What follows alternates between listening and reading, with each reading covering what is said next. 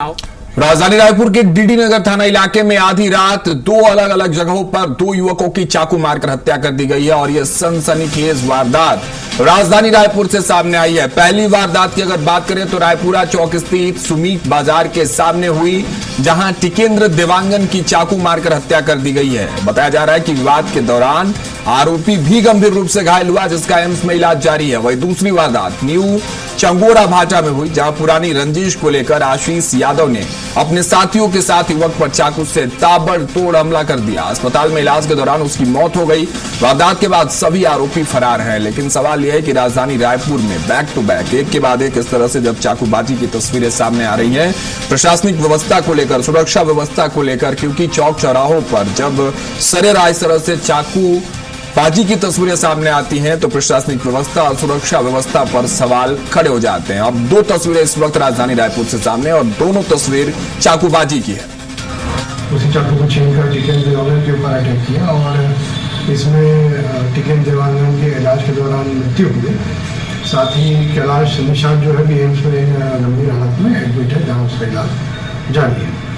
दूसरा घटनाक्रम में भोला विश्वकर्मा की हत्या हुई। इसमें भोला विश्वकर्मा जो है उसका स्थानीय युवकों से विवाद था, तो उसके ऊपर युवकों ने चाकू से हमला किया, जिसमें इलाज के दौरान भोला विश्वकर्मा की मृत्यु हुई। इस दौरान पुलिस ने तत्काल हमारे सहयोगी प्रियांशु कश्यप और अधिक जानकारी के साथ जुड़े हैं। प्रियांशु, राजधानी रायपुर और रायपुर में एक साथ दो चाकूबाजी की ये घटना, क्या जानकारी इन दोनों वारदातों को लेकर सबसे पहले तो ये बता दीजिए प्रियांशु। देखिए, बिल्कुल राजधानी में बीते 24 घंटे में दो चाकूबाजी की जो घटनाएं सामने आई हैं, उसने एक बार फिर जो अपराध और अपराधियों के जो कार्यप्रणाली और कमिश्नरेट लागू होने के बाद जो तमाम दावे थे अपराधियों पर अंकुश लगाने के, उस पर एक फिर से प्रश्न चिन्ह लगा दिया है।